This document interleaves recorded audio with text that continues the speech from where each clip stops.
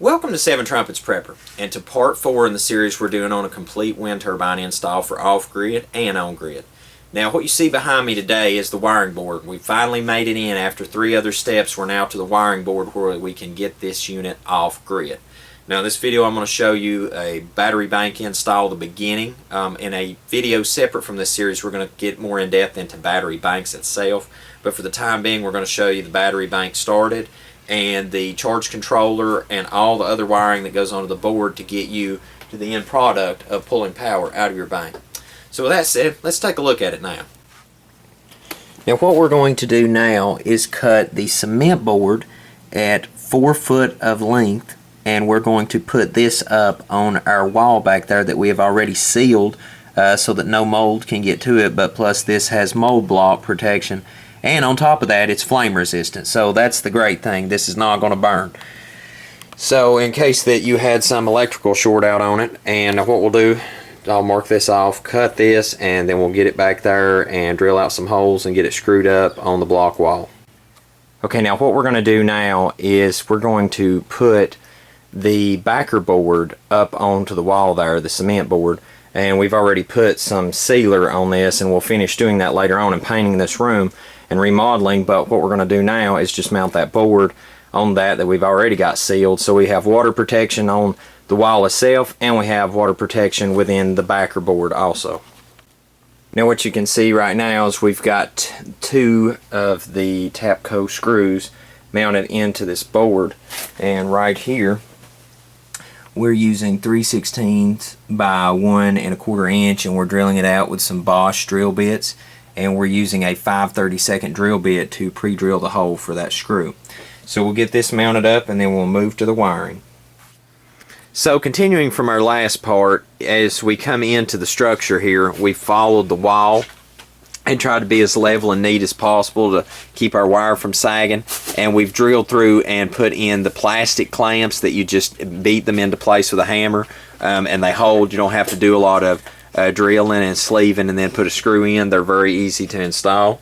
And moving forward around the corner here, we've come up the side of the wall, and what we're going to do now is that we're dropping out of the conduit is we're going to go to our charge controller that will take this from 3-phase power and we'll turn it into DC power, and then go from there to our DC disconnect switch and then wire down to our batteries. But first off, I'm going to show you the installation of the charge controller and then how to wire this to it. Okay, so here is the wind turbine charge controller, and it's made by Goodcraft. Now it's rated for 500 watts. The maximum power it can absorb is 800 watts. Its voltage is 12 volts. So in a nutshell, what we've got here is a great diagram. Here's the wind turbine outside that we've been covering in the past 3 videos, and then you've got the charge controller. And now from the charge controller though, we're going to go to a breaker and then go to our battery bank, but that's almost the schematic right there, what we're looking at right now. So what we're going to do now is we're going to take and connect the wire that's dropping out of the utility conduit to these 3 leads here, just like so, and then we're going to come back and put wire loom to protect this, and so that that's not damaged, and then from there then we'll go to the breaker, and we'll show you the next step here in just a moment. Okay guys, so we have the wire put into place now on all 3 of the leads, and we're going to tuck that with the wire loom just to protect it and its leads so that nothing gets in there, no contaminant over time. And now what we're doing is putting the coating over this. Now I'm going to run this coating up into here and pull it tight into a small circle, and then I'm going to put some PVC conduit glue in and around that so it'll hold that in place. And I'm just trying to give all the extra protection I can to help keep contaminant out. And now we've got our fan mounted in the proper direction so that the heat will be dissipated away from the charge controller. And so at this point I'll get that glued into place, that covered, and we'll move to the next step. Now at this point in the install, we have everything in place from dropping out of the conduit through the wire loom to the charge controller. And now what we're going to do is we're going to mount our breaker. Now this is a 250 amp. For the type of install we're doing, I would recommend a 60 amp because that's a lot of amperage being poured into a battery bank. but I'm just putting this in for right now because I have it, because it's just for me to have a disconnect. That wind turbine should not create too much amperage, but I just want to make sure to have a way to disconnect it in here, so if I want to maintenance the batteries or anything, this is a safe way of disconnecting that, because I don't have any other way other than going out to the main box. So now I have a way to disconnect it inside, and I have a way to disconnect it outside for safety. Okay, so now that we have the charge controller mounted in place, we've come vertically down here to the disconnect switch, and see where I've dropped that, it says to reset. So I can service my batteries now without a chance of electrocution. And whenever I want the grid to be back on again, feeding the bank, I just turn that back on. So what we'll have to do now is to run our hot cable down to here, and then down to the battery bank, and then our negative straight down to the battery bank. And then from there, we'll come off the battery bank back up here, and this will be probably where we put our inverter. Then we'll have the sub loads for the house, and then we'll have the whale on its own separate thing. And then hopefully somewhere we'll leave some space for some solar power and charge controller to come in later on, maybe right here. So we'll continue working on this project and hopefully get it knocked out. So now we have our battery bank table that has been welded and fabricated up. Now this is going to hold 2 layers of batteries, and so what we're going to do now is we're going to load this up and haul this to the area where we're going to have the wiring on the board, and start stacking our batteries and get this ready to wire our batteries into it. Now at this portion of the build, we have our battery bank table into place, and we have that under the board, so that what's going to happen here is that our leads are going to come off, the hot lead to the disconnect and then to the battery, and this will begin the first battery in a whole bank of these that's going to be the optimum batteries. And then we'll come off with our ground direct to our ground on our battery, and obviously we'll ground that out as well. But that is the initial setup right now at the moment. Now what we'll do is we're going to take these Autocraft. I got these, I believe this was at Advanced Auto Parts is where I purchased these. Now the cable lengths, I tried to get shorter cable lengths, I just couldn't get around it.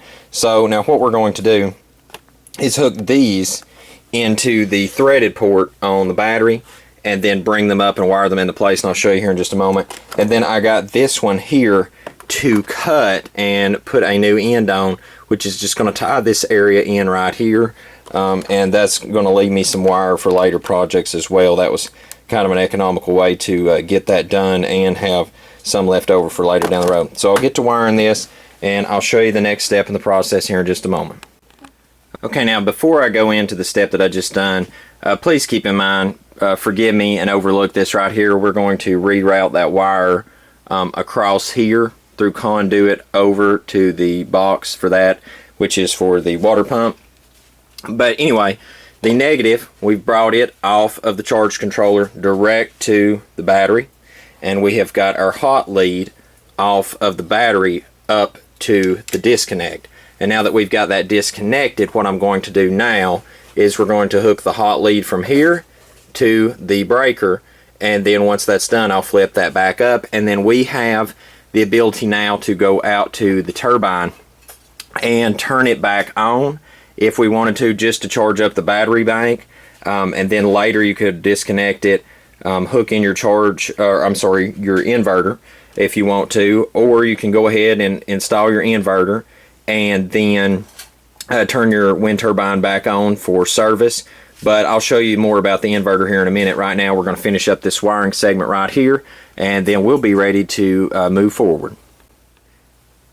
Now at this portion, we've connected the hot lead from the charge controller for the wind turbine down to the breaker. Now I thought about cutting this and then putting another end on it, and I got to thinking about it. For right now, function wise it works fine, and I'm just going to put some wire loom over this and wire loom over this one, and probably just attach these over here out of the way on the board neatly.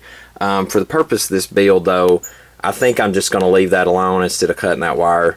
I may come back later and do that. If neatness, if you're very, very particular about neatness, then obviously you can do that. But I may rearrange this charge controller. I may rearrange a lot of things on this board later as we add solar and other things. So I'm thinking for the moment I'm just going to leave that alone. But like I said, you can just always come off wherever your controller is and then direct to the breaker, a very short span if you want to. But for right now, I'm just going to wire loom this over out of the way and attach these over here probably, and neaten that up and just leave it for right now. But okay, so at this point we can set our breaker back, and now we have a complete circuit to this battery.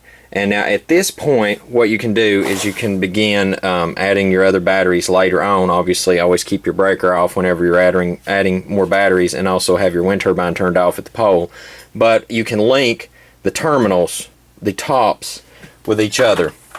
And for right now, for the purpose of protecting that, I'm just going to put that up there on that, and then we'll obviously run our leads out to each consecutive battery and so on. Just a note in this build video that in the future, for reference, please check back to the channel, as that I will be doing a video that's totally dedicated to tying a battery bank together, continuing the load on the battery bank. So I will show you a couple different options as to how to hook these batteries together. But at the moment, we're just going to focus in this build just using one battery to begin our bank setup, and that way it's just very simplistic and that anybody can do this. And then we'll get more in-depth later on in a video completely separate to this series about tying battery banks together.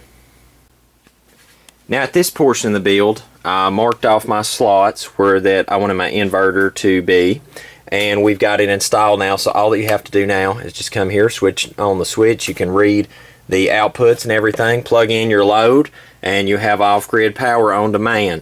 Now all that's left to do is bring the hot lead off to the hot lead here, and the ground lead off to the ground here. Now you also want to ground out the inverter so that, you know, if anything ran in, went through all the fuses, breakers, still don't want to damage your equipment.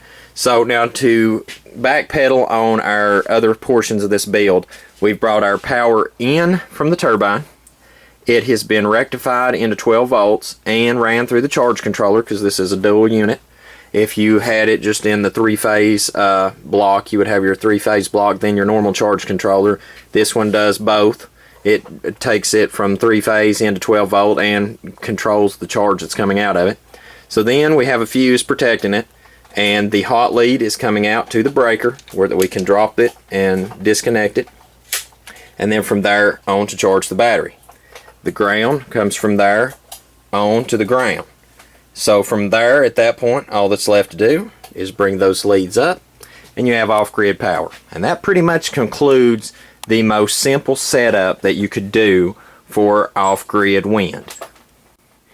Now, due to the fact that I'm not going to be wiring the inverter to the batteries yet, for reasons that don't need to get into in this video, but we're gonna install this at a later date. But for the purpose of showing people how to wire in the rest of this install, I'm using jumper cables for the moment.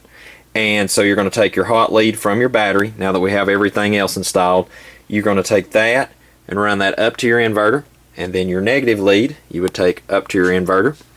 And at that point, you have completed your system, and you can turn on your inverter and begin using it whenever you want to draw power off grid. Ladies and gentlemen, that's really it in a nutshell. It's a very, very simplistic process.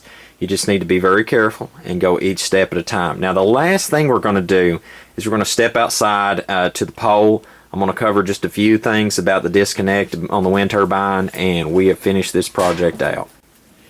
Now, remember, whenever you're going to activate your system for the first time, make sure it's not a day that it's extreme high winds. If it's a casual wind, that's fine.